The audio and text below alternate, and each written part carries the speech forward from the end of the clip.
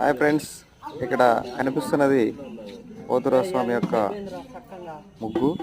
అందులో చూడండి ఎంత వైభవంగా పోతురాజు స్వామి ఎదిగిపోతున్నాడో. ఒక చేతిలో కత్తి, ఒక చేతిలో తల పట్టుకొని ఎంతో గంభీరంగా ఉన్నారు.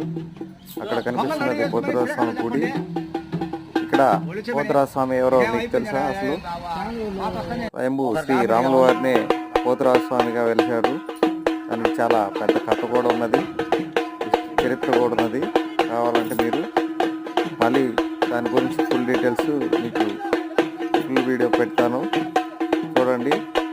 ఇప్పుడు ఈ పోతురాజు స్వామికి ఇంకా ముఖ్యమైనది కొలుపు, వీరతాళ్ళు, కొమ్మలోళ్లతో వాయించే మేళం.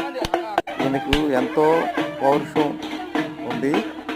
ఈ పౌరుషం వల్ల గ్రామ దేవతగా వెలిశాడు ఈయన పోతురాజు స్వామి. గ్రామానికి